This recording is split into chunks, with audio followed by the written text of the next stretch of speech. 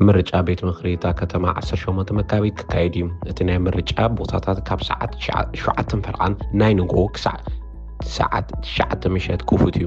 ብኽብረትኩም ነቲ ብቋንቋ ኒውዚላንድ ስታምፓስ ዝበሃል ናይ ድምፂ ካርድ ከምኡውን ከም ናይ መራሒ መኪና መዘወሪ ባይተንቲ ወይ ፓስፖርት ዝኣመሰሉ ብኩዕ መንነት ሒዝኩም ምፁ።